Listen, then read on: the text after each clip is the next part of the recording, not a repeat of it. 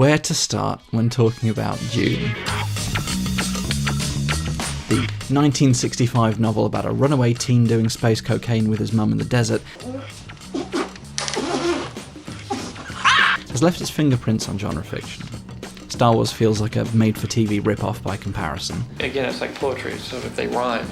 It makes The Matrix's use of philosophy feel infantile. Ergo, some of my answers you will understand, and some of them you will not.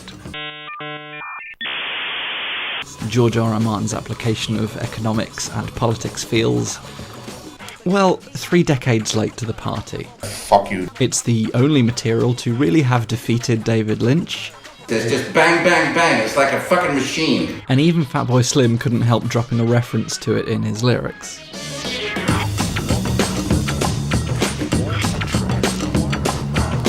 Picking up the novel is an odd experience, especially if you've seen the new film adaptation.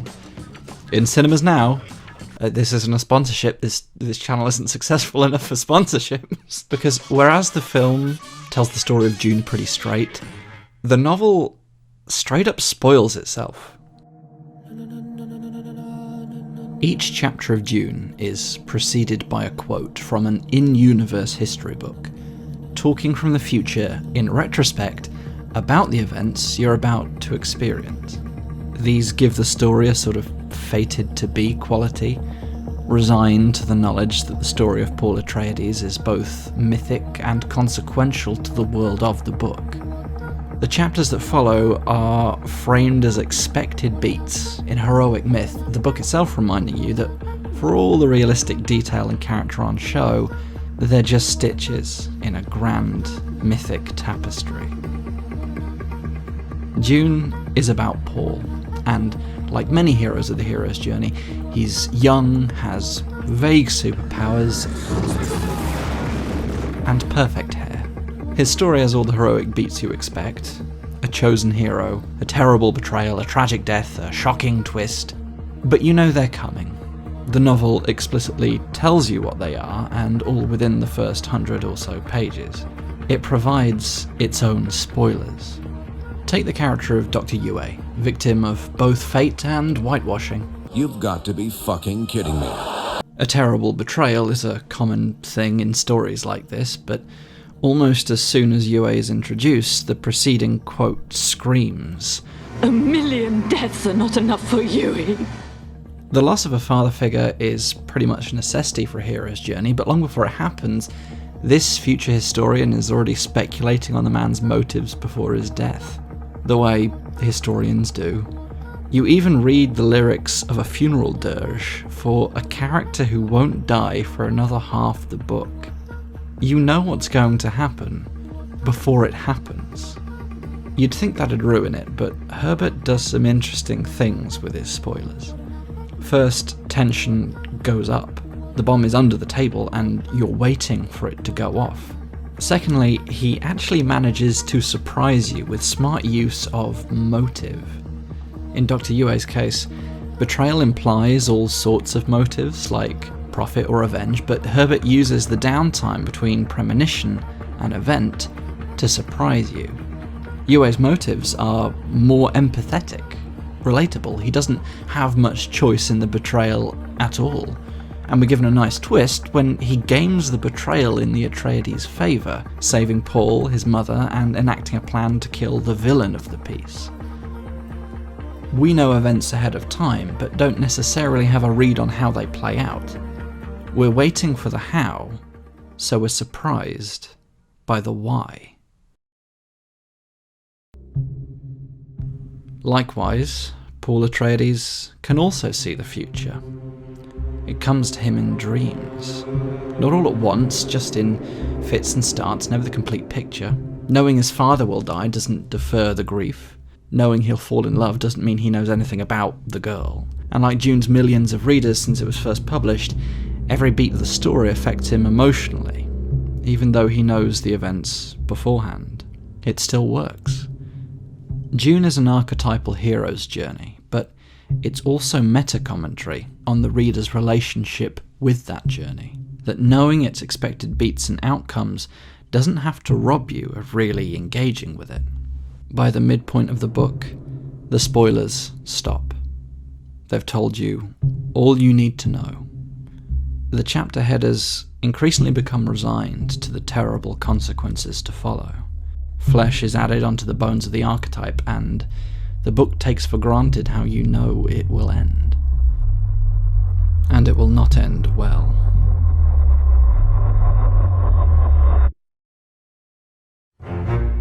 If I had to place a graphic novel on the desk of a literary academic to prove the medium's worthiness as literature, it would be From Hell.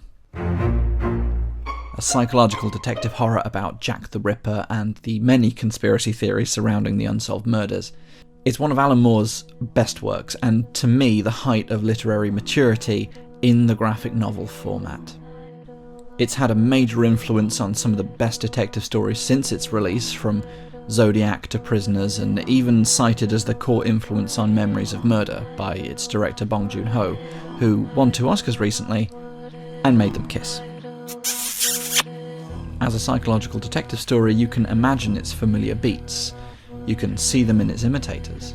A terrible murder, the detective desperate to uncover the killer's identity, shocking twists, red herrings, and perhaps even a juicy conspiracy leading right to the heart of the British monarchy. But From Hell is not a mystery, because it spoils any mystery it has. Check out the structure by chapter, because it is nuts. It's framed by a prologue that reveals the killer is dead, and aged Detective Aberline and companion Mr. Lees having taken bribes to keep his identity quiet. The first chapter sets up a driving conspiracy of Prince Albert's royal baby, born out of wedlock, whose existence must be kept quiet. The second is an origin story of the killer Sir William Gull, from childhood to his appointment as royal physician, and his task of silencing witnesses to the conspiracy. The third characterises the Ripper victims, their poverty and their plot to blackmail the royal family with this knowledge. The fourth basically takes an underlying theme of the story and lays it out explicitly, detailing the geography of London, its occult history, and how it informs the psychology of its people. Chapter 5 intercuts the lives of victim and killer, culminating in the first murder. And Chapter 6 finally introduces the detective in charge of the case, and the many obstacles to him solving it, from royal conspirators to media sensationalism, ingrained racism, and class conflict.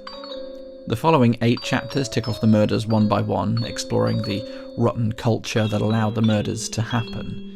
Aberline and Mr. Lees discover the conspiracy and are forced to keep it quiet, and see how the Ripper killings influence our culture in the modern day. Then we're right back at the prologue.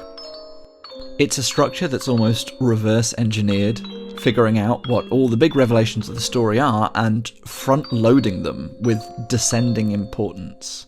The detective is usually the driving perspective character of these stories due to clear goals and piecemeal discovery of revelatory information, but here we're introduced to Detective Aberline like halfway through.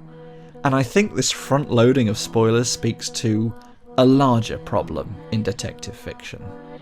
Most genres depend on clear conflict between protagonist and antagonist.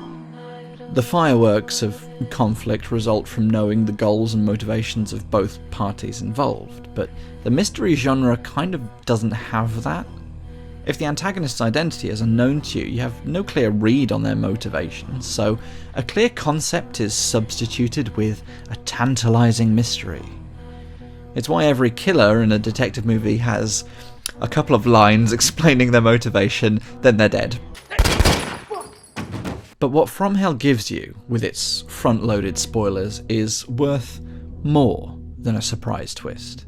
The issue focusing on the killer, Sir William Gull, is some of the greatest character work I've ever read, and its placement as the second chapter means you carry that context into the story to follow. But Moore doesn't just do that with character, he also does it with theme. The fourth chapter puts that theme of psychogeography up front.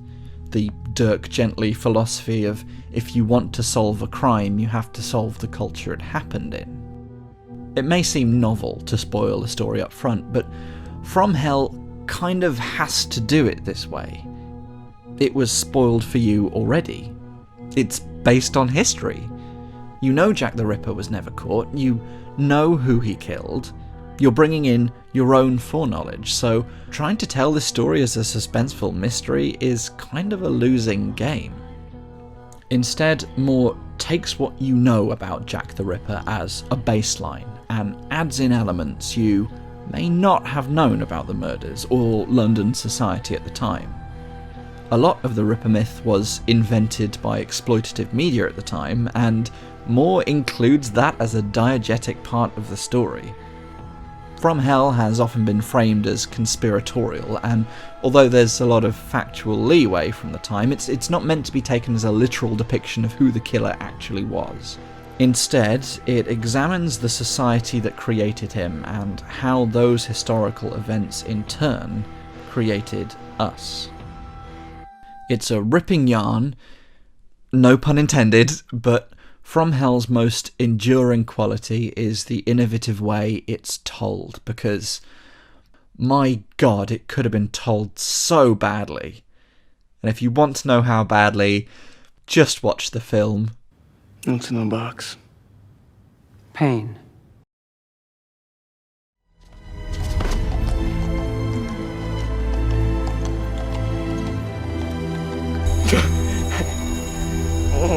Silence! There was a study in 2011 by Jonathan Leavitt and Nicholas Christenfeld, analysing what effect spoilers had on readers' engagement of a story. They took a selection of short stories from the likes of Agatha Christie, Roald Dahl, Anton Chekhov and Raymond Carver. They divided up 3 groups of participants. The first would read the stories unedited. The second would read the stories with a preface paragraph that spoiled the events of the story. And the third had spoilers that were secretly edited into the prose, making them a part of the stories themselves. Then, the participants would rate how much they enjoyed each story. And the results were insane. Far and away, by a considerable margin across the board, readers preferred the stories that had been spoiled for them. And weirdest of all, slipping spoilers into the prose didn't affect their enjoyment at all. It's kind of insane to discover this, considering how much time and effort and money we put into avoiding spoilers. There's an entire wing of the movie industry dedicated to preventing leaks, including fake scripts and unphotocopyable paper and contractual obligations to keep it zipped. Well, it does have... Yeah, spoilers! And it turns out knowing what'll happen ahead of time doesn't spoil a thing. Leavitt and Christenfeld propose a few theories as to why. Spoilers may allow readers to organise developments, anticipate the implications of events, and resolve ambiguities that occur in the course of reading. It is possible that spoilers enhance enjoyment by actually increasing tension. There are dozens of fantastic stories that know this and use it beautifully. Columbo was a detective series that showed you the killer off the bat, deriving its tension from whether or not Peter Falk could successfully incriminate them. One other thing. Similarly, Jimmy McGovern's Cracker did the same in the early 90s, framing the psychological detective show not as a whodunit, but a why-done-it. Its grand payoffs were rarely about who did what, but instead why they did it. You're looking at me, and you're looking at the future. The despised, the betrayed. We're gonna light the fuse, and this country's gonna blow. In my Fahrenheit 451 video, I talked about my belief in story arcs as solid objects. That stories are not a series of interesting stuff that just happens, but the shape of them is one of the ways they explore a theme and offer their insights. We're only hit by the power of a story when we know its overall shape, and it turns out that still happens, whether you know the shape of it before or after you've experienced it. But that doesn't mean you have to write it that way. As Christenfeld and Leavitt say in their study, although our results suggest that people are wasting their time avoiding spoilers, our data does not suggest that authors err by keeping things hidden. Stories that open by revealing outcomes may lead readers to anticipate additional revelations at the end. In other words, readers do not expect a story to provide complete premature knowledge of its ending, the way an external source might. So if you've never read From Hell, or haven't had the chance to see Dune yet, and you've made it through all my spoilers, chances are they probably still slap. If you want to read the original study, the link is in the description, tantalisingly close to the like and subscribe buttons. I'll just leave that with you. And FYI, I'm now staff writer at news satire site The Squeaky Wheel, writing such articles as Dune's disabled population, unable to walk with rhythm, safe from sandworms. So the link to that article, the site and my page are all in the description. It's the most fun I've ever had, so if you're inclined, pop on over and support the site. I also break down my latest video on Twitter, talk about cut content and where the ideas came from, so go on over and follow me there. Link is also in the description.